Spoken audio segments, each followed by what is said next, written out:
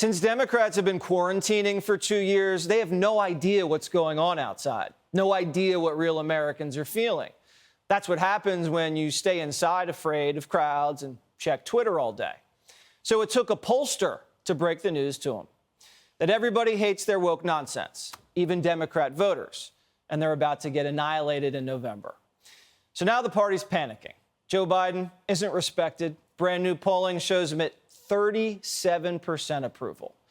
Biden didn't shut down the virus. Everybody got it. Inflation's painful, and the president isn't doing a thing about it. 2 Obama officials are now telling Biden, you better get it together. In a New York Times article, former Obama guy, Steve Ratner, says Biden's excuse for inflation is dishonest. And David Axelrod says it's time for the president to grow up and be a little more humble. But the destruction of the Democratic Party stretches far beyond Joe Biden. And for once, MSNBC gets something right. The Democrats have got to step away from the super wokeness. I mean, San Francisco really tells what's going on there. You've got 3 school board members that were voted out by 70% because they're focusing on things like changing the name of schools, Abraham Lincoln on a school, George Washington on a school. This is not what voters care about. So you need to step away from super wokeness. Fastest way to end a culture war is lose it. And that's what the Democrats should do. Surrender. Back the blue, scrap CRT, and just start acting normal around children again. It's all hands on deck in the media. They see the landslide coming. Even the Associated Press says the brand is so toxic, Dems fear extinction in rural U.S. The Democratic Party is losing voters faster than CNN is losing viewers. I know, that fast. So apparently it's time for a costume change. Democrats are running as Republicans. That's how bad this is. They don't even care. They want to hold on to power that badly. Suddenly, Democrats want to reopen schools and get rid of masks, and Nancy Pelosi is the law and order candidate. There's some issues that we ask police to do, like mental health issues or policing in schools and all the rest, that perhaps we can shuffle some of that money around. Cori Bush, Congresswoman from Missouri, is saying it's time to defund the police. She's sticking by that. With all the respect in the world for Cori Bush, that is not the position of the Democratic Party.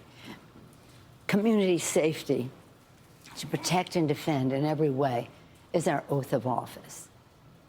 Defund the police is dead. Defund the police is dead because it killed people. And those body bags lie at the doorstep of the Democratic Party. It's obvious the Democrats are failing the exam, so they're just cheating and stealing the answers from Republicans. It's that simple. The left is even calling for tax cuts. At this point, Democrats might want to finish the wall. We can only dream. But the entire party isn't on board with this pivot. Some didn't get the memo.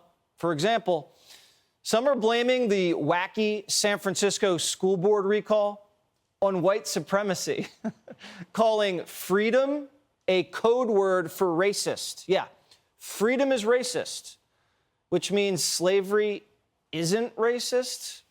It's all very confusing. And AOC continues to AOC.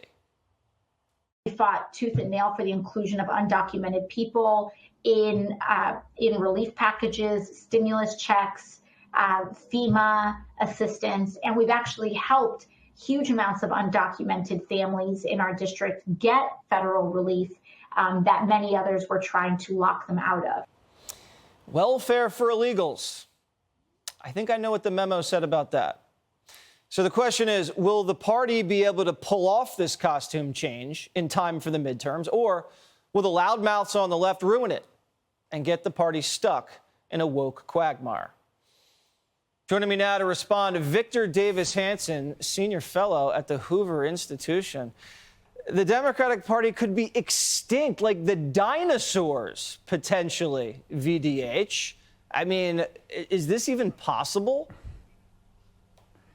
Well, they're at the end of the hallway, and there's only 3 doors out, Jesse, and you outlined it. And they've got a cognitively impaired president who's obnoxious and mean-spirited, and they have issues that are polling less than his 37%. So option one is, as you say, they can double down and they can say, you know what, we would rather be wrong with Marx and socialism than right with moderation. We're glorious revolutionaries. We're going to double down and we're going to go for broke.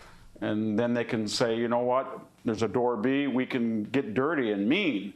We can get the Zuckerbergs in the Silicon Valley, spend another $419 million, target precincts, go out, get the January 6th back up. We can go after Donald Trump. We can get all this money. We can file lawsuits. They can do the tactics, the methodology route.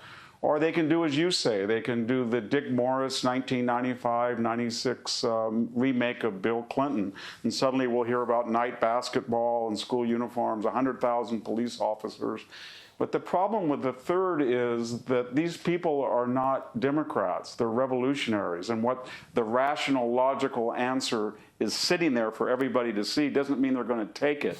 They're emotional, and they would rather be wrong and pure than right and moderate. And so I don't think they're going to do it. And they have another problem with being moderate. The Republican Party today isn't the Republican Party in the 90s. It's a populist nationalist party that is appealing to the middle class more than the very wealthy. The Democrats are the very wealthy and the very poor, but this party is starting to transcend race and replace it with middle class concerns. So they don't have a lockhold on Hispanics or African American males or Asians as they used to. And I think that they have a problem. So I think they're going to select door A and go down to glorious defeat as revolutionary. Okay, so you're saying they're going to go for broke. They're not going to buy their way out. They're not going to lie their way out. They're going to go woke, going for broke. Yeah. Do you see the race card playing a factor in the midterm elections? Because that's been so effective. The gender card, the race card, I mean, that is their bread and butter. But with inflation and gas prices and crime affecting broad swaths of the population, rich, poor, black, white, everybody, is that going to play? I don't know if it's going to play.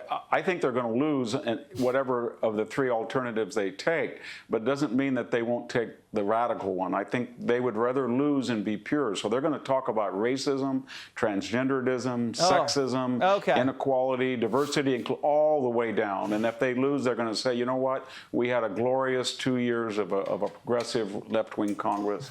And, that's what they're going to do. They're revolutionary. They're not rational people. A selfish part of me wants them to take Doré, because I know they'll go down in flames. But it's not the patriotic thing to think, but maybe I'm just, maybe I'm just a shallow person. Yeah. All right, VDH, thank you as always for your expertise. Thank you. Hey, Sean Hannity here. Hey, click here to subscribe to Fox News YouTube page and catch our hottest interviews and most compelling analysis. You will not get it anywhere else.